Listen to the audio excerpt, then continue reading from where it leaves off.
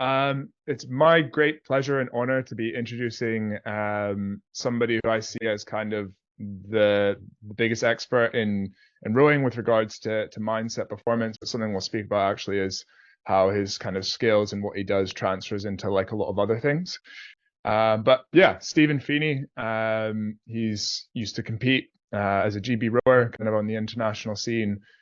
Did some work coaching, kind of usual rowing stuff, and then some stuff in the corporate world, but is now again, yeah, a world leader in my opinion in mindset performance coaching. Is that the correct title, Stephen? Is that right? Mental performance coaching. Mental Yeah, performance coaching. yeah, Cool, yeah, that's cool. the one.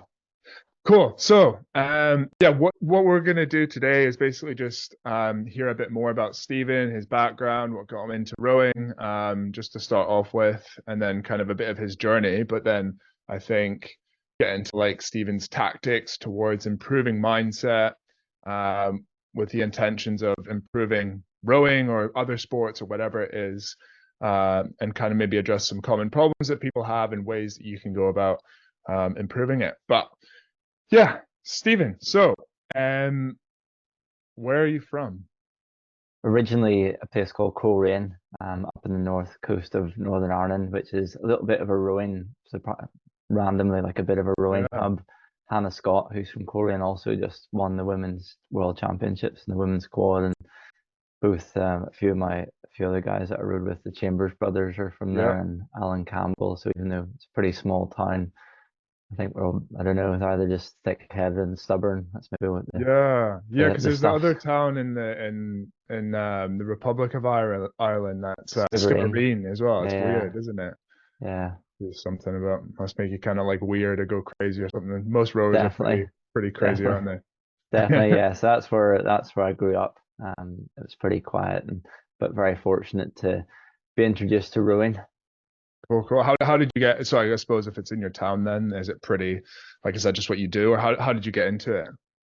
Whenever we were at school, we only had the option of playing rugby or playing rugby. Whenever I Okay. was at primary school, so that was pretty limited. We didn't really know any other sport apart from that. There was no football or anything else, or hockey or anything. It was just like rugby. Pretty similar whenever I went to senior school.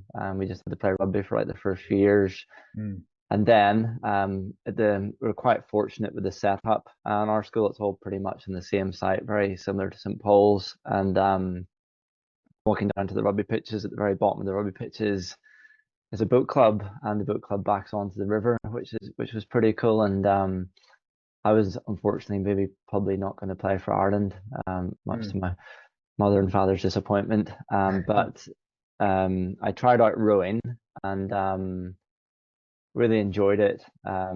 Wasn't really anything to write home about when I was younger, but I just really loved being down at the boathouse and loved being on the water and loved getting out and yeah, just the kind of momentum and the camaraderie that was behind it as well. So it was yeah, where I made definitely some of my best friends, and they still are some of my best mates, even though like we kind of joined forces when we were 13. And yeah, never really envisaged pursuing rowing in the way that I did later on, like would watch the Olympics or watch international rowing or the boat race and think like these people are like some kind of superhuman gods. But definitely grateful for yeah the time that I did get to spend in it. Grateful now, maybe I'm not sure if I was so grateful when I was doing the Right. rowing, but yeah. So that's where I started at. Very cool, cool. And I'm always kind of like interested to see like the start of kind of hints of kind of people's future early on in their journey. So for you, obviously, mindset coach now. Um, did you feel like back then you were aware of anything, your approach to anything? You know, you're talking about kind of the stuff most people get into it for, the kind of camaraderie and just being out on the water and stuff. But for you, did you maybe feel like you had any sort of something about the mindset, the challenge, the mental challenge of it that was appealing to you, or not at all? Yeah, to be brutally honest, I was totally oblivious to that Wow, stuff. I remember our coach had like a painted on the shutter at the back of our boat bay, like pain is weakness, leaving the body, and all this other stuff. And nice. uh, um, I think probably one of the I wasn't aware of it at the time, but looking back now, I left school when I was 16, went to like the local college and to study, and Richard Chambers and I both left school at the same time, so we didn't have anyone to row with, so both of us were at the town rowing club. I had also like a kind of 6 or 7 months maybe period out because I had a bit of a problem with my knee, and I came back again, but it was just the two of us rowing, no coach, very little support network. Our coach was away. He traveled internationally as a businessman and kind of sent us the program. So maybe looking back at it now, there's maybe some things at play that I didn't really notice. But obviously, like we're 17 years of age. We took responsibility of going to train by ourselves in the morning Yeah. time before college, trained after, like knocked each other about a bit like in training to keep it competitive. And I guess probably just the main thing was maybe actually identifying that you can kind of take responsibility for what it is you go and do. And Okay. definitely observing in different spaces now, like you see that maybe that isn't the case all the time. Like people might not be responsible with how they look after themselves or when they do their sessions or any of these other things where it's like I didn't really notice it then, but like we did do stuff when we were kind of meant to do it. We were pretty good at doing it at the level it was meant to be Yeah. done. But it was all I was totally oblivious at that stage. But I think it Mm. probably set up like little things that assisted me like later on. And most people can only do things whenever maybe it's an ideal scenario. Like we were joking of like these two like little random backwards towns in Ireland at opposite ends of the scale. Yeah. But it's like, well, they don't you don't need to have a lot of stuff to like really push on to really push on with things. But it's probably more so looking at how you do things versus what you've got. And Yeah. I think there's definitely a dependency on what people have. I think to move things forward, and you can't row yourself along. Obviously need boat and all this other stuff, but beyond that, like if you've got the basics and an okay Mhm. program and everything else, you can do probably quite a bit with it.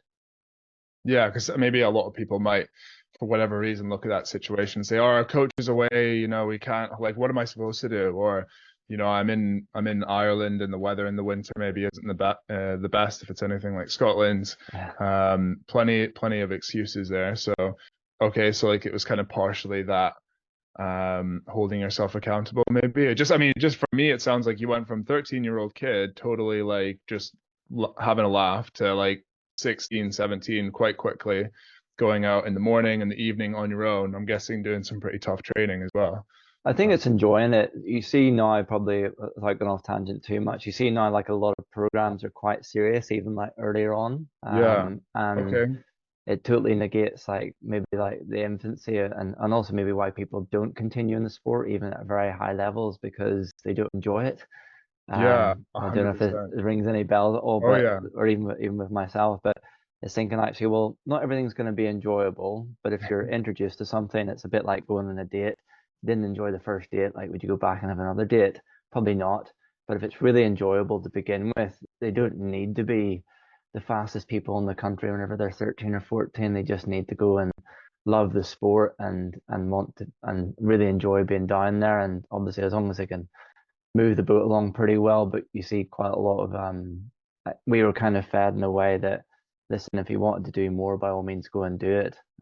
But that's where it kind of progressed on. So it's like actually I do want to do a bit more. I'm really enjoying the training, and it's like, well, obviously you can do too much and burn out, and I've done that as well. Mhm. But it's just recognizing actually as long as you want to go and do it, it's much better than being kind of coerced or saying like, no, this is what we need to do to kind of get Mhm. to this point where it's like persuasion or the coach is maybe having to drive it on or persuade the athletes to go and do it. Yeah. So I think it's probably a fundamental that's overlooked quite a lot, and um, people don't really recognize maybe how they enjoy it. But if somebody's not enjoying something, Mm. doesn't doesn't really matter about all the other Pointless. stuff. Yeah. Like it's probably a matter of time until they throw the towel in. So Yeah, and I think like one thing I'm just thinking about maybe a listener out there is hearing that and maybe thinking, well, here's Stephen Feeney. He's, an expert in mindset. He was a GB rower. There's something about him that he probably just always was whatever, like quote, super tough. or super motivated. And for you, it was a case of just gradually from 13, starting off casually, to kind of just enjoying the process and finding ways to build. So I think, someone out there can probably take quite a lot of encouragement in that, despite where you are now, with a certain approach and the right kind of, when you create the right environment, you can really grow in that way.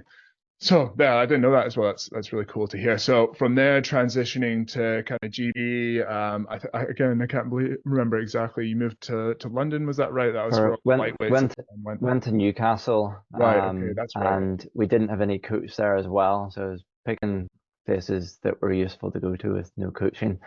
The summer prior to that, I got to row at the home countries in the pair, and we kind of missed out. We'd beaten everyone all year, and in the pair all around Ireland, and even the people that ended up going to the junior worlds. But then, whenever it came to the championships, they'd pipped us, and the kind of selection was based off that, and we weren't 85 or 90 kilos, and yeah, we're little skinny. Was that you and whippets. Rich? Yeah. Right. So both of us went to the home countries in Cork that year.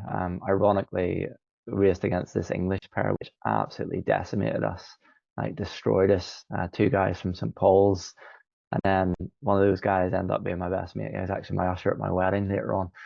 A guy called James Clark. But I went to Newcastle, and we didn't have a coach there. And James Clark, he went to Durham, like, and he was an absolute weapon. Like, he was pulling like 6'18" his first year, I think, as a lightweight at university, which isn't too shabby. But What were you? Because people will always want to hear this. What were you pulling around then? oh frick, I don't know, like 640 or something. Okay. Like, yeah, couldn't pull the skin off a rice pudding. And there was not really any program there. We were kind of having to give ourselves our own guidance. Like, to give you an understanding of where the university was at now, like they were maybe like around 100, like their first year was maybe around 100 at the head, men's head of the river. Wow. So it wasn't What like year was this? Sorry, like 06? 2002. Oh, okay. Yeah, so a while ago, before the kind of Yeah. program that's up there now. And then that year, I just wanted to row and wanted to try and compete at Henley and see if I could actually went to university with a broken arm. So I did more training by myself, probably for the first few months, a bit of cross training, joined in with the program. We just did ergs and weights, and uh, got absolutely destroyed at Bucks and by other crews.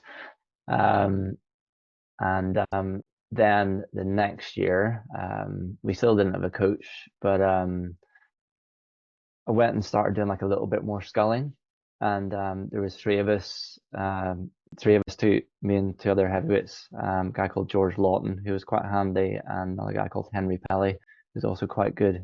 He ended up going to Cambridge and being present there and winning the boat race. But we were kind of training like a little bit more, and a guy called Wade Hall Craggs, who was like the Durham coach, took us under his wing. Didn't need to, like, no obligation whatsoever to come and look at after anyone else beyond like his own squad, but he allowed us to come and train with the Durham squad whenever they're up in the Tyne, because that's where they do Yeah. a lot of their long distance stuff. And we got to join in this quite competitive and a little bit more of a serious group. And we were doing like mixed quads and stuff with them. And I went and raced with this guy, James Clark, who destroyed me the year before. Like, we were racing, we did fours head and stuff. And I think we did okay. I can't remember where we finished. It wasn't disastrous. But what I kind of saw like over that year was that I was given like a structured program, which is good.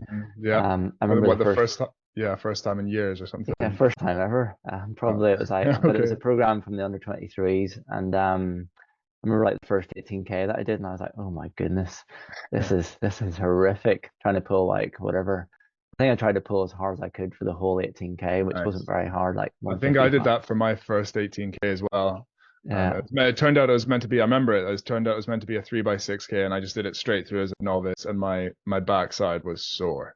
yeah. Um, but yeah, okay, so like going into like your first structured program with So something you always you enjoyed your process, that must have been a bit of a change, quite competitive group. Was it there any was, and it was Mhm. it was a really good standard of group as well, because some of the guys were either junior world, like they'd been to the junior worlds the year before from Durham, and or they were like competing at under 23s or under 23 medalists. and it was like cool. Well, and I don't know, the way that I view a lot of things is saying actually like this is the challenge here, and like let's kind of get after it, and Okay. versus thinking, oh my goodness, this is like a really massive group, and should I be here and all this other Right. business. And Okay. so it's an amazingly competitive group to be part of. Fast forward through that year, ended up doing okay at trials. I also trained all summer as well. I stayed at university, put an ergo in my bedroom, and ergoed until I broke 630. So there was no program. I just trained quite hard and did have spent a lot of time in the ergo, but the aim was that actually I want to push this thing on. I don't know why I wanted to do it, just did. But Okay. that probably helped set me up a little bit for the year after. Um, and then fast forward through the year, we used to have the national team used to have their final trials in Belgium because they didn't have Caversham at that stage. Yeah. So we'd travel out to Belgium for like the final assessment. So it was kind of like it was like a really proper regatta. Like we traveled and got ourselves set up, and then knocked heads with people, and I managed to come second that year to Zach Purchase in the under 23 trials, and he was quite handy, Mm. given the kudos that he had. And then we created like a lightweight quad. Did a bit of racing around Europe, and we ended up with like a silver medal in lightweight quad. And the lightweight program was probably in its kind of infancy at that stage. Like it wasn't like really up and running. So I got to be then part of what was probably an unbelievably strong, probably one of the strongest lightweight groups that there's ever been in the country. So yeah, that was the kickoff at university. Okay. Cool. Cool. And then just thinking, throughout this time, um, quite big changes, I think, from training a lot on your own in Ireland to a new environment in Newcastle to joining another high performance club to trials. Did you notice any sort of stuff with your mindset or your approach changing, or not, maybe not changing, but getting better, evolving? Or do you feel like you always just had quite a good approach from the start and you were always very like focused on the things you should be? Definitely, not always. I think if something's left unattended, it can grow in different ways. So I was definitely struggling with like university and going up and down to London all the time, and like was like definitely feeling like, oh my goodness, like this is too much trying to do all this stuff, and I'm not really sure if I want to go and pursue this stuff. Yeah. Um, Equally like into the more competitive group, and with a little bit of success, you can become complacent or think like, oh, I'm good enough, or I could definitely like, there's definitely like a bit of ego kicking in because you're like, oh, I'm the top dog, like I'm the big dog and all this other business. And maybe I wasn't parading around thinking that I owned the show, but there's definitely like a sense of expectation, like, oh, I want to go for the Olympics now. I want to go and do this. It's like, Okay. well, no, you just got a medal at under 23s, and the Olympics is quite a bit higher than that standard. So it's I guess it's saying like how like maybe expectation and assumption might begin to play like a little bit of a role, like with the kind of progression and kind of how I was stepping on, but also the kind of tenacity. I ended up becoming a lot more injured, more ill. I thought I was like kind of indestructible. I go out and party on weekends and then train really hard, and like, well, don't know, you don't need to be a doctor or an exercise physiologist to figure out, listen, if you go and do that, yeah, you can get away with it. But like if you really want to excel at a high level, we talked earlier before about like responsibility and recognition, and it's like, well, you kind of got to keep using those tools all the way through, and became very obsessed technically with stuff and how hard I could push myself, but became a little bit more blind to recognizing in general, well, what's too hard and what's too light and all this other stuff. So there definitely became like a bit of a cascade, in fact, of some really brilliant results, but also injuries, burnout, like prolapse discs, all these things. I must have spent about 6 or 7 months injured or ill, um, like Mhm. properly out of a boat, like no rowing at all. So it was definitely like over those 4 or 5 years that I was rowing properly, just due to ignorance, to be honest. And that's me Hmm. calling myself being ignorant, just because I was oblivious to it. I didn't spend the time to recognize actually how are you kind of looking after you, what are you aware of, what are you doing that's working for you, what are you doing, what are your vulnerabilities, are you aware of those? Didn't ask any of those questions. Was I enjoying it? If you had asked me at the end of my rowing, I probably wasn't enjoying it very much. So it's not that there's a wrong way or a right way or a good or a bad one. I just didn't spend the time cultivating that because I was like, no, I'm really tough. Like I'm just gonna Yeah. get on with stuff and can't complain about these things. You just got to get your head down and kind of get on with it. And I work hard and I play hard kind of approach. And it's like, yeah, that kind of gets you to a certain level, but it's definitely got like a glass ceiling to it. Okay. So like, what would you say to yourself to maybe avoid that tipping point from when you were enjoying it more to when you maybe you're enjoying it less, or it was maybe, yeah, what would you kind of go back and say, or what would you do to stop that happening if you're in that position again? I think it's quite reactive. So rather than waiting to kind of see if my house was on fire or not, I would then say, actually, well, you're working, you wouldn't wait until like your fitness drops in the ergo and then decide to train again or go, oh, well, I'm physically not, so I haven't been lifting weights for a while, so I better go and get into the gym again and get strong Hmm. again. In very few programs, and I've observed a lot of programs, they don't really spend any time on how people think. They just assume that they're going to think, and this is even with like phenomenally talented athletes. They just assume that people are going to do it the way that they need to do it. Yeah. But and I'm not saying I've got a perfect program or perfect way of doing stuff, but it's just saying like, so what are you doing to condition this in the way that you know that works for you, versus assuming that what you're doing is just working. Does that make sense? So nothing will ever like happen linear, and the bits I would go back and do is probably just check in, and much like the way you go and see like a good friend, like see like how am I getting on, what has been working for me, what have I Hmm. been enjoying, how have I been getting on with that, what have I found challenging, and kind of how have I been addressing or adapting for those things, and not judging myself so much either. Like I think a lot of athletes are phenomenally judgmental on themselves, Okay. very, very, very hard on themselves, and it's very good for, well, you can use it definitely get to a very high level, but it's if you went around and talked to people like that on the street, you probably wouldn't have very many friends. So Yeah.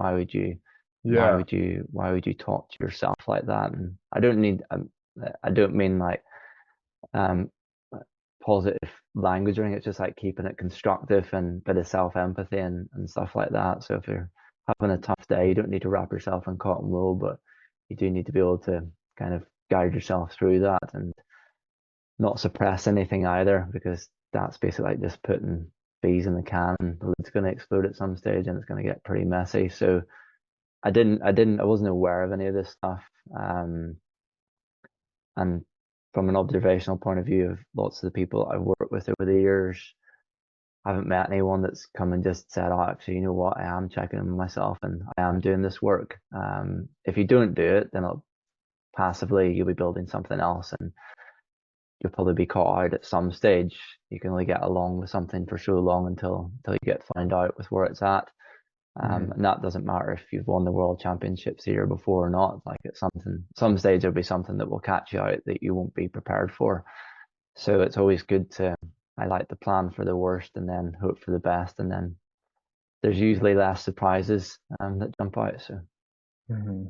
Yeah, yeah, yeah, for sure. And I guess it's you kind of talk about you don't wait for your house to be on fire. It's much, I guess it's always much easier to be open to an idea and improving it when it's gone wrong. So I'm guessing that people are like listening to this are open to the idea of it, but maybe there's someone out there or like your younger self that was smashing yourself in your dorm room and going out and maybe hears this stuff and thinks I'm too tough for it, or that's just mental weakness, yeah, or acknowledging it as, that's a sign that you're weak. What would you do if you kind of had to like shake someone and be like, look, this is how, this is, you need to do this. Like, what would be your kind of big what would be your way of convincing somebody how to acknowledge they need to work on it, regardless if it's a problem yet or not? Well, I think it's just good to look to see like, well, how are you learning? If you assume that you know everything already, I was like this. I assumed that I knew everything beyond the coach. Okay. So it's like, well, how much are you going to learn if you assume that you know everything already? Yeah, Probably definitely going to limit your capacity to learn. So that's the first thing, and that's a that's a good realistic one. fact. I mean, if you only rely on what you think that you know, how are you going to learn from others, or how are you going to learn from yourself? So you're kind of Yeah. you're limiting that resource already. It's kind of saying actually, well, if you want to improve in something, sure you've got to learn how you can challenge things and push them on. If you're not willing to challenge how you do stuff, how are you going to step it on? So that's the first element. Also, if you assume that the thing that you do is good enough, the best way to do is go and test it out and to keep doing it. If somebody's got like a perfect process, they'll just go and win everything and be unbeaten, and they'll never have any setbacks or any shortcomings. But it's like, well, I haven't met anyone like that. So yeah, if they figured that out, they need to get in contact with me, and we can make billions of pounds in a very short space of time. And also just looking at it as like, well, you can either wait for it to become a problem, which most people, unfortunately, that's the way that most people then make the change. Like they wait until they get punched in the face, and then they want to go and like have a little chat about it. Or some of the older ones that I work with that are kind of operating in the national Olympic teams, we don't wait until like they have a problem. We say actually, well, they're treating this as a skill. If you look at any of the top performers in the world, football, rugby, whatever, in any professional sport, F1, how much time do you think they're spending developing their attention? And are they waiting for it to become a problem? Or are they being proactive with kind of recognizing what their attention's on and how that impacts the decisions and the performances that they're delivering? And I can guarantee you every single one of them will spend time on it. Okay, right. Wow, yeah. Yeah. But I what thought you were, sorry, I thought you were going to say that they weren't spending enough time on it, no, but they do. They yeah, actively spend time on it and they allocate time to it. But I'm not saying that people need to go and do this whenever they're 14, but certainly as they get like a bit more into the sport, it's thinking like anything that frustrates you about your sport, anything that creates doubt. Um, that could be like how you feel about erg tests, going to like a major competition, whatever. Do you know like how you can kind of keep control of yourself, and not plan for things ideally, or not be wishful thinking or have your head in the clouds or any of this other business. Just like if you're in a really difficult position, do you know how to get yourself out of that position? Not just to everyone that I work with likes to go and win things and lift trophies and all this other business, but if you're in a difficult position, do you know how to go and navigate that so you can finish that thing off? And if you've won, brilliant. But even if you haven't won, you can say that's the best I could have done. Or else they say, actually, you know what, like I really wasn't feeling it today. Like just wasn't looking forward to the ergo, or like they yeah, just looked really good. And it's like, well, obviously the processes they have in position aren't serving them very well, and most people don't know how to change it. And they look at the mental landscape. A lot of coaches and athletes, I was really ignorant of it. I was like, I don't have a problem, so I don't need to spend time in this.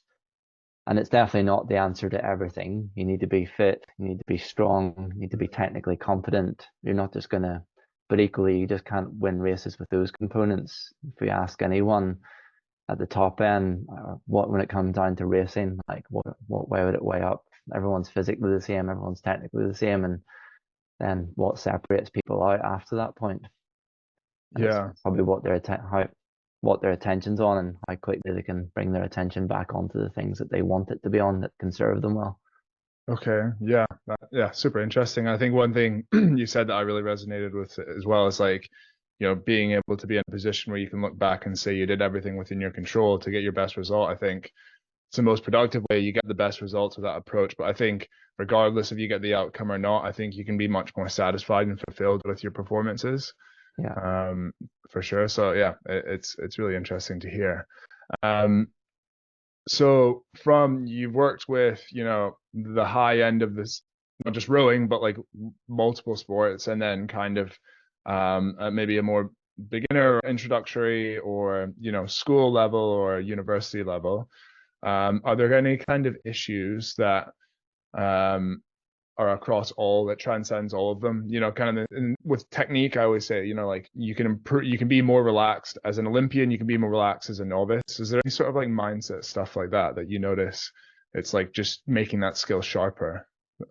I think if somebody assumes that they're going to do something, inconsistency plagues sport.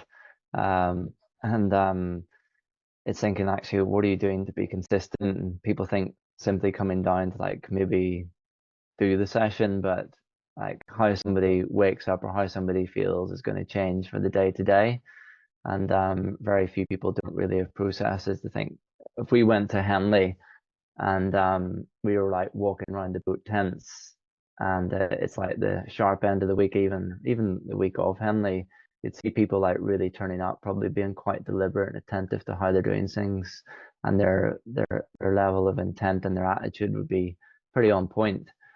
But if we jumped in the depths of winter, 6 a.m. in the morning, and it's been a hard week, you're exhausted, then what's your intent then when nobody gets to see you? And it's not a big competition week, it's the middle of your winter training. And it doesn't mean that you have to physically like magic energy into your body or think that you're Mr. Goggins and you can go and run until you pee blood or whatever. But it's thinking actually, what are you doing to reinforce your attitude and your level of commitment for a session? Most people will go and get a session done, but they will never notice their attitude or level of commitment, and they also won't know really how to set it or to measure it or to reinforce it. But I'd say like the ends of the scale could be like, well, how would you be operating at your best at Henley, like when you're turning up in that morning, and what do you like at other ends of the other parts of the year when you turn up for things? And that's one element of it. And then the other little element of it is that most people are very, very focused on an outcome of something. It might be a split, a rate they want to hit, a score they want to get, a race that they want to win, or whatever. That doesn't tell me how you're going to go and do that. You could be in an 8 and somebody might call, oh, like we want to pull like a 139 there, we want to pull like a 127. Cool, but there's 8 people in that crew or 9 people in that crew, and they could go about doing that 127 in very different ways. So Yeah, I'll rate 40, he rates 30, but pulls harder. But yeah, my somebody favorite, the might most pull hard. annoying one is get your blades off the water. Get your Yeah. blades off the water. It's like, yeah, we know. How do you get your blades off the water? So that's those are probably like little bits that definitely contribute like to the consistency bit of checking like actually who's turning up to get the job done, and then like what's the process that you got behind you. And sometimes people even have both of those points, but then they don't go and use them. It's kind of like having the tools there, but I forgot to use them. I only used them for 5 minutes and then got distracted with something else. So it doesn't mean that there's a perfect linear path and being consistent all the time, because obviously there'll be injury and illness and all this other stuff that will come into play. But certainly people sometimes expect to be consistent and expecting or assuming to do something, or they think that they're good enough. It's like, well, yeah, like you can actually have a bit of autonomy over this and you can have responsibility with how you build these things. But most everyone that I've ever worked with, maybe they've done this in instances, but they're not aware of when they're doing it and when they're not doing it.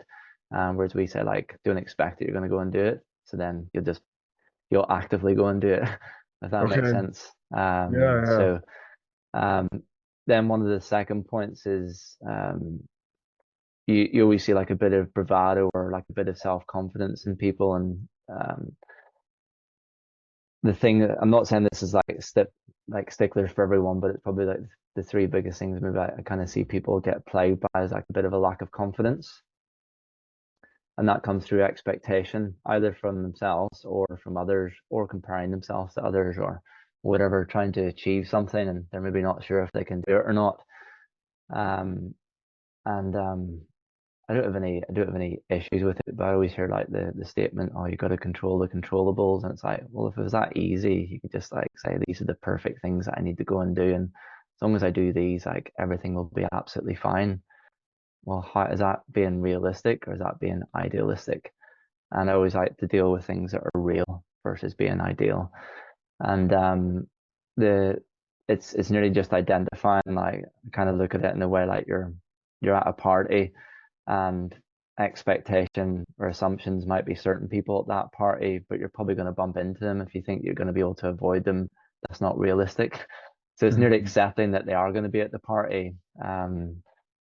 If it's an Yeah. erg test, that might be like the outcome might be one of those people, or like the pain or the discomfort, and it's not assuming that they're not going to be there or saying, oh, you need to block out these things. It's like, well, no, they're right in your face. Of course, they're bloody Hmm. going to be there, but it's acknowledging and accepting that it's going to be there. But also on the flip side of that, it's also recognizing, well, you've got other things there, and you can notice how you're viewing this thing. You can notice whether like how you feel about it.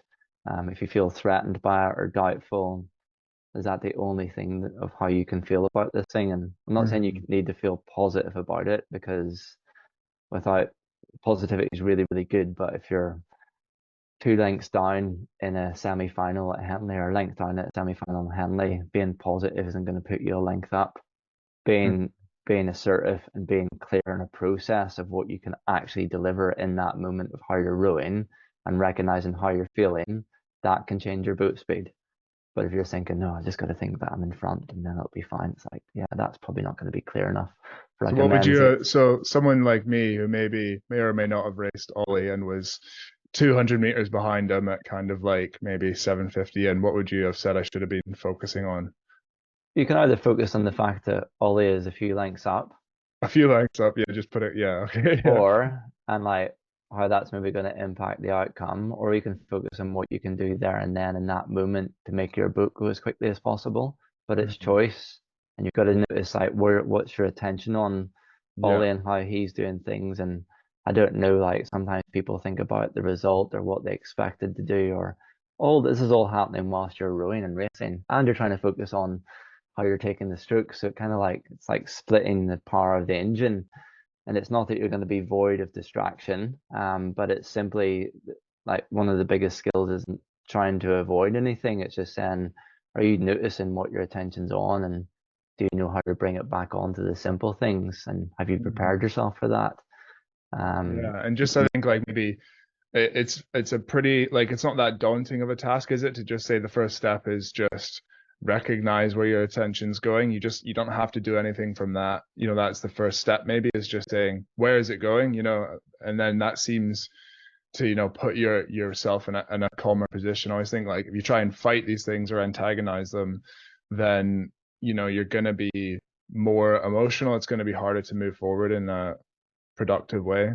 well, it's kind Um, of it's coming back to that realistic versus idealistic challenge. You know what I mean? Like, yeah. if you don't, the thing is that a lot of people say like these are bad thoughts, you need to get rid of them, you need to make sure you block it out and have positive thoughts. And it's like, Mhm. well, no, you don't have positive or negative. They're all of your thoughts are useful. You just want to notice how it impacts you and how is it serving you. And you need to judge it, because if you're judging it or putting it as negative or positive, then you're putting like a bias against it, which obviously will make it harder. It's like, well, you focus on this, and that's like a negative feeling. Like, and how does that make you feel whenever you focus on negative things? Oh, it's bad. But it's like, well, no, it's kind of like saying, I noticed that there's bumpy water, but it's like, cool. But that's just that's just part of the environment. It doesn't mean that it's bad or anything else, or it's not good for you. It's just like the water's bumpy, and it's nearly just like, as you said, like acknowledging or recognizing it and observing it, and then saying, actually, well, what else have you got there that you can put your attention on? It might be like, well, sitting up or staying this or break, whatever it is like that you're going to go and do. Whereas some people, I hear this stuff where it's like, oh, you just got to imagine you're in really flat water. It's like, I'm really sorry, it's not flat water, like it's really rough water. So imagine that you're in flat water doesn't mean that that's what you'll do in really rough water. You'll probably do things much more basically in rough water. So Mhm. so let's tune into the things that you can actually go and do versus thinking, oh no, and I'm not saying that those other things are wrong, but it's nearly like you want to kind of deal with the facts of the matter. It is rough, or I do feel rough, or I do feel nervous, or I do feel threatened. okay, cool. And then what else is there that I've got to hand that I can show myself, that I can connect to, and go and utilize in this moment. Okay. But Okay. So yeah. hardly anyone does that. So you'll see people that will maybe get stuff nailed down in training. They might be even very good at testing, and then when it push comes to shove, they don't have a meltdown. But let's say they've beaten everyone for the whole year, and then they come to like their final, and they're 2 lengths down, and they won't have prepared for that. And it's not that you need to plan for the worst, but they're like, oh no, we've beaten these ones all year. Like we should beat them in this. But that's the magic word, should. Yeah. They're Like, cool. expecting it. Yeah, Yeah. yeah. And it's like, well, you don't get given anything. Like, what are you taking? And also, any performance is purely on a base of like how the person prepares for it. And most people will maybe try and I get drafted in sometimes to go and talk to crews or individuals like weeks or maybe a month or two before like races, and it's like this is Mm. useful, but you kind of missed out on the whole season. Like your Yeah. performance starts when you start the season and it finishes when you take your last stroke of the season. It doesn't, your performance doesn't get lifted up when you're at the in the regatta season. But also it doesn't mean it needs to be like uber serious. It's just saying you've got the opportunity. It's a bit like having like little stones. Like let's say most people, if I say like what's the most threatening thing in rowing that you feel, and for a large group of people it might be like erg tests. Do you know what I mean? But it's thinking like, cool, each time you think about an erg test, where you put the stone in the threat pile, or it's assessment day, or we're going to measure you against all your peers today. Now you've got a little stone, put that in the threat pile, but subliminally they're developing their association with seeing the erg as a threat. Yeah. What are your thoughts? Yeah. That's one thing I hate is a punishment 2K is one thing I've heard. Just having that negative association with it too. Oh, you guys turned up late to practice yesterday. You're getting punished by doing a 2K. So, I think, yeah, obviously it's maybe not the best way to train, but the it's just merely noticing and saying like, oh, how do I see this thing? If you're passive with it, subliminally you'll be building something that you won't be using like later on. Does that make sense? It is a performance. How do you feel about the performance? Have you acknowledged that? And then what are you actually choosing to take into it? And let's say you turn up, feel like, oh freaking heck, like the coach is making us all do a punishment 2K, like, and you're really resentful and mhm. frustrated and annoyed and pissed off and like, I'm fed up and like I'm not going to do a good score and all this other stuff. And you go and do the 2K, but you take that approach in, and I won't bore you with all the neuroscience bit of it, but ultimately you're basically carving the path of like, this is what way I want to develop how I think about things. And you're kind of cutting through the forest in that way, like subliminally you're building that for yourself, but you won't be recognizing it, and you might not even be able to acknowledge it or notice it. So thinking, well, this is a performance, and you just taught yourself to cut the path that way. Mm. So it's thinking you don't need to go around and high five the coach and celebrate it and go, this is brilliant. Like it's so good that he's got me to go and do this thing. And wow, this is such an amazing opportunity. Nobody ever turns up thinking like that. But it's just saying, well, it's still a performance. Are you saying like how you do feel about this and what processes you're going to go and use? And is that what you want to go and refine? And if it isn't what you want to go and refine and condition, it's a bit like, yeah, rowing the way that you don't want to row and just accepting that's the way you're going to go and do it without trying to make any changes. It's like, well, That's a good example. Yeah. yeah, it's not that people think wrong. It's just like you perform really well whenever you can keep things simple, but whenever you leave things like kind of unchained, like unattended, it's a bit like a puppy running around a room. Do you know what I mean? Like it can cause like a bit of chaos and a bit of destruction. And it's not that the room will be perfectly clean with a puppy in it, but if you're in there and you can kind of guide it and direct it and what you want to go and do, it means like you can kind of get by and it won't be too messy. And listen, it's probably going to pick up things that you don't want it to pick up, but that's just normal because it's the same as our attention. It's going to pick up things that you don't want Mm. it to pick up, but we kind of just got to acknowledge that this and that is going to happen, be accepting it's going to happen. Then you can choose to go, actually I can be fixated on what's just happened, or I can be attentive to where I'm going and what I'm actually going to go and do now. Okay. Okay. So yeah, and like I like the language you're using around it as well. We're like teaching yourself or use the word choose a lot. Like what are you choosing to do in that moment? So I think that's maybe even something people can take away. Just kind of going back to what you're talking about, like, and I like the example as well of like you wouldn't row like that in training. So it's kind of thinking about it. It's like you wouldn't go out for a 20K session in February or whatever and just row terribly and scrape your blades along the water and stay really tense. Like, why would you approach your mindset in a similar way? I don't know if that's kind of what you're getting at, but Yeah. one thing I kind of wanted to ask about was like your intent in racing and then having that same intent in training. So how would one go about maybe building some routines throughout the winter? And maybe sometimes when you're injured, oh no, sorry, not when you're injured, when you're doing your mobility routines in the winter, and it can be a bit harder too because you've got a bunch of training to do. The biggest task is like some hard training ahead of you.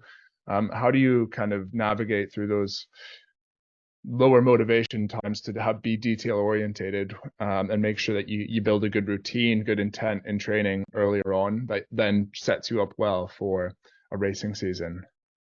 So without going off too much off piece, like racing will be totally different from training or a fixture or like an assessment, and that'll be very different again from like day-to-day training, like how you feel about going to do a session on your normal training week. The intent will just be different than if I put you into do a 2K for selection. Your intent's going to change because Yeah. it feels differently because of what it's linked towards.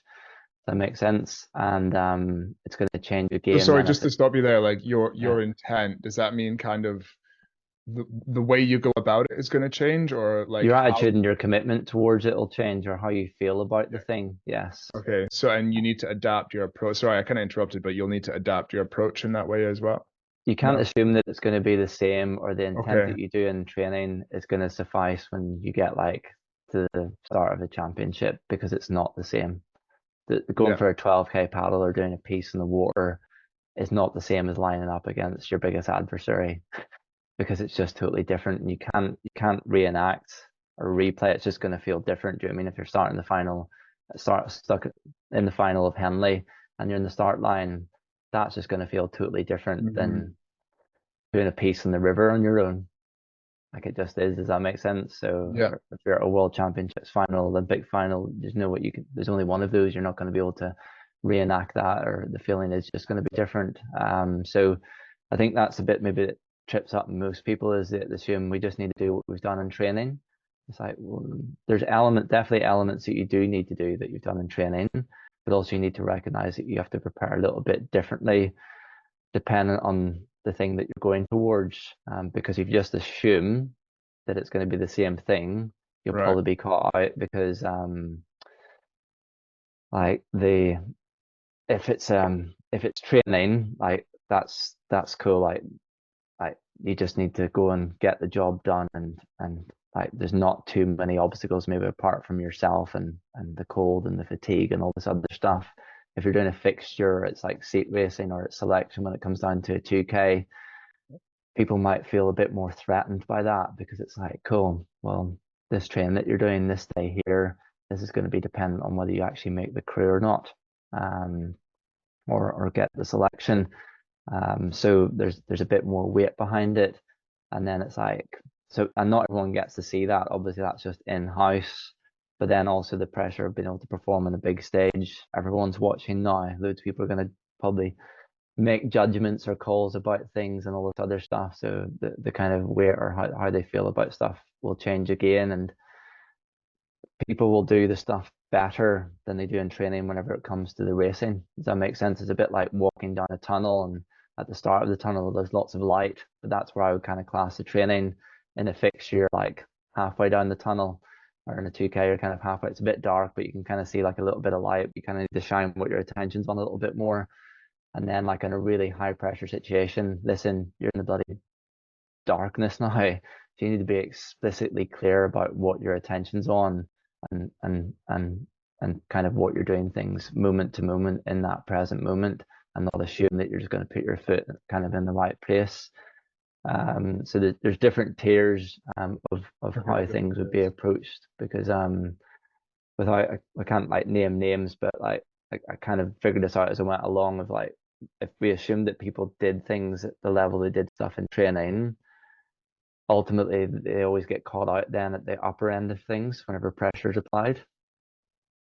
And sometimes people do it subliminally without noticing. They're just very good at taking things through and sharpening things up as they do get up towards the upper end. But equally, sometimes they don't, and then they find that out whenever they are in a world championship. So they find out in a final. Do you know what I mean? They're like, oh my goodness, I kind of dropped the ball a bit there, or I was attentive to my competitors, and it's like, cool. Well, guess what? There's not another championships for another year, so you have to spend another year now working on how you develop that attention and how you simplify it. So there's quite a lot of, you can either wait to find out to see where it's at the upper end, or you can be like, see, this is what I'm kind of building actively as I go along.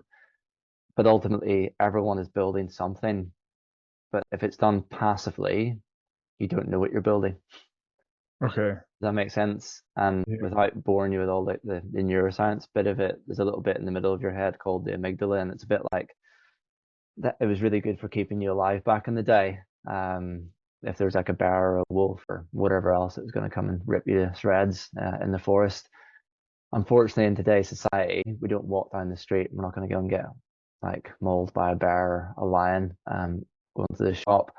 But that survival instinct is still wired in because it kept us alive. It's made where we're at now, but we can't overwrite it. It's like kind of like the bouncers at the door to the Hmm. to the disco, or like the building, and we can't take the bouncers away. But what we kind of do is like develop like a, well, can we ring up to the boss or the CEO, and the CEO is like the other end of the brain, like it's able to see things objectively. It's called like the prefrontal cortex, and or the executive control, and it's high up, but it can't see what's happening on the ground. And what we do is say, actually, well, can we relay what's happening on the ground or how we feel what's happening? Like, yeah, we can.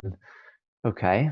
And do we need to be treating this thing as a big threat or a big doubt or a big worry? Like, what is it really? And like, it's a 2K. It's not a mountain lion, or it's not something that's going to rip Yeah. us to smithereens. That's a Okay. good question, I think, just people should like take down is, do you need to take it as a threat? Yeah, what choice do you have? And Yeah. it's not that we need to suppress the threat or suppress the doubt, because I said before, like that's not realistic. It's just saying, can you Hmm. notice it? But most people don't spend the time noticing. They just get on with the thing, so to speak, and they're quite passive with it. So if you're passive, you won't really. It's kind of like me doing the season with a blindfold on. And if I said, listen, do you know how to create that performance consistently? And could we put you under like quite a lot of pressure to see like how it stands up and you actually be even more consistent, or be like really, yeah, you absolutely know how to dial it in. And not that it would be easy to do if you go against somebody that's extremely good as well. It definitely gets harder the higher up you go. But most people won't know how to do it. But it's because they've been passive with how they've been building stuff. Hmm. And it Okay. doesn't mean they have to shout mantras or anything themselves. It's just like you'll be building a process of how you're doing stuff. They probably just won't be aware of what they're building, and they won't be spending time on it. So it means, yeah, the building could be really amazing some days, where maybe like they've kind of lined it up and they've checked it with themselves and they've been really clear on what they're going to go and do, and all that stuff is realistic, and then they went and delivered on it, and it was done in a sustainable way. And then other days they might be like, oh my goodness, it's pitch black outside, it's freezing, I cannot be bothered with this today. But listen to that language. I cannot be bothered with this Mhm. today. It's rubbish weather. I feel exhausted. I'm not really up for this today. Now, if you were saying that out loud and all your crew was saying that out loud, Yeah, I used to hate it when people did that. it's not that it's bad, it's realistic. Oh, But all of us would do it to ourselves. I lay awake this morning I for would, 20 minutes thinking about, oh, you're you like, got, damn, I've got a podcast with Jack today. I cannot be yeah, honest doing that. yeah. But it's just saying like, can you even notice that you're doing this? And most people don't notice that they're doing it, and they don't notice when they're making it simple or making it complicated. Hmm. But performance is about simplifying, versus this is, if you leave it passively, all you're going to do is let it become complex for yourself, and it'll be like a bit of a knotted mess. And you can still deliver performances, but it means that it's a bit that can definitely open up the door of inconsistency, or you're nearly waiting for the problem to happen, or waiting to go, actually, there's a big knot in this thing and we need to kind of get it fixed. And that's quite an exhausting way of doing these things. So yeah, treat it. treat it as you'd like to maybe treat like if you had like a parish partner and you could get the best out of them every day, and thinking like, what are you doing to get the best out of yourself, and how are you setting yourself up and preparing yourself for that? And it doesn't happen passively. Like you can't look at a weight and get stronger, or you can't look Hmm. at the ergo and go, Yeah. oh, now I'm fitter because I've thought about being good in the ergo. It's like, no, you have to actually get on. You have to do some work to make that stuff happen. It's the same with this stuff. Like, what are you working on, and how is that conditioning you? Because something's being conditioned, but are you aware of what's being conditioned, either actively, or if you're doing it without noticing it, then it's a bit like, as I said before, like walking in the dark. And guess what? You're more than likely going to be surprised at some stage, and you might not like it, and you might get surprised. And if you're a bit higher up the mountain, you're trying to put the flag down just before you're about to reach the summit, and it's not ideal then if you're being surprised then, because Yeah. you might not be a useful time to learn that, whereas it's much more useful to learn as you go along. Hmm. So part of like maybe then building the intent is kind of taking a bit more situational, where using maybe the bad weather or the fatigue or the demotivation or whatever, the warm bed, and practicing how you respond to that. And then is that what you're talking about? How all the situations are different? Like if you practice that in training, is that then the skills that transfer into your racing, or is it the I more think nuanced? it prepares Okay. you for them. Does that make sense? Hmm. Yeah. It's like you have to do those things better. People might not overthink like their Wednesday morning session like the week before, Hmm. but if it's their biggest race of the year the week before, they're probably going to be thinking about it the week before. Okay. As I said Yeah. before, it's just noticing. Actually, like you have to notice when I don't want to delve into it too much, because it might take it off piece from what you're talking about. But having the ability to switch on and switch off is one thing, but also just saying like, well, let's do the basics really well. And are you kind of like collecting this stuff because you can do? You can choose to do it if you want to. If you choose not to do it, absolutely fine. Like you can still complete your season. You might do the things that you want to do, but you more than likely probably won't be as quick as you can be. But if whenever you're active with it, then then you're always bringing yourself back to you. You're having a bit of autonomy and responsibility for how you're doing stuff. You're not assuming that you're going to go and do it. So listening to those things, you're not expecting something to go and happen. You're making something going to happen. It's just like, well, what do you want to go and do with yourself for the season? Expect things to happen, or Hmm. actually like show yourself how you can go and do things and understand how that works. And that sounds really simple to say. It's really hard to go and do, and most people don't build it for themselves. They're very obsessive with like the training or anything else. But and just come back to that motivation point that you mentioned. Your motivation, you can't be dependent on being really motivated, or just thinking about the outcome all the time, because your motivations are going to go up and down. So it's thinking, well, what are you creating discipline for yourself, and what processes do you have in position to strengthen the discipline and the commitment you have to yourself? Okay. So yeah, again, we've only got Stephen for an hour here, but quick question then on that. How would you go about improving discipline then? Maybe what's a specific example of like not relying on motivation then? Because I think that's I was another thinking topic like in itself. what processes have they got in position for themselves that are making them disciplined at the minute, and how is that serving them? And you Hmm. can pretty see quickly, oh, like I feel amazing this day and this other day when I go and train with my team. Like I'm organized, I get my warm up done, but they might just feel differently. You can't assume that you're ever going to feel the way that you want to when you wake up out of bed in the morning time. So it's thinking like, Hmm. what are you doing to even like check check the gauge? You might feel like bottom of the barrel, really rough, and obviously if you're sick or injured that day, you don't have to like pull up your socks and go and put yourself in a deeper hole. But it's just saying actually, or even checking like the level of where you're at. And then once you've checked the level, it's kind of like checking it with a mate, right? We've checked in, he's not really feeling up for it, but actually, you know what, he actually can still go and do it today. Well, what do you want to go and do? Like, who do you want to go and put in that seat? Like that level of intent or that attitude, and what's the clarity they can go and reinforce themselves, because it's just making that choice. But if you don't present the choice to yourself, you'll wake up, you'll put the session off, you'll do it later, you'll do it tomorrow. And what choice are you giving yourself? Mhm. not really giving yourself a choice. You're getting used to putting things off or doing it later. But if that's the decision you're making, you're going to get better at that. That's the process that you're developing. So it's just recognizing that you have choice, and obviously sounds like a very light word, but choice in a performance is a big thing. And then choice in the days where nobody gets to see you is another big thing. But you've got to think, actually, well, if you want to perform later on, not just how hard are you working or how good are you rowing, like what choices are you making for to keep things simple for yourself, and what choices are you making that are making things a bit more complex for yourself, and what are you doing to slowly kind of simplify that over time. It doesn't happen with a magic wand because you know what everything is. It takes time to build all that and to simplify it. So Mm. Yeah, fantastic. Yeah, so look, wanting to keep the agenda, not wanting to keep Stephen any longer than the hour. So so much value. Thanks, Stephen, for sharing all this advice in a way I think that people can certainly take it away and go and implement it. yeah, Yeah, I feel like I could keep asking you questions about this for hours and hours. I remember the first conversation we had where we finished it and we're both like, oh, we should have recorded that because again, just yeah. so much value coming out. Lastly, kind of maybe if you wanted to say like what you're up to now, or say I've listened to this podcast and I'd like to find out more about you and what you're doing or working with you, whether or not you can or not, on a one-to-one or a club or anything like that. What are you kind of up to now, and how could we get in touch? Now, like the capacity to work together is probably pretty limited. I'm doing a bit more studying, and got a few bigger projects that I'm being attentive to on a yeah, much larger scale for like the next year.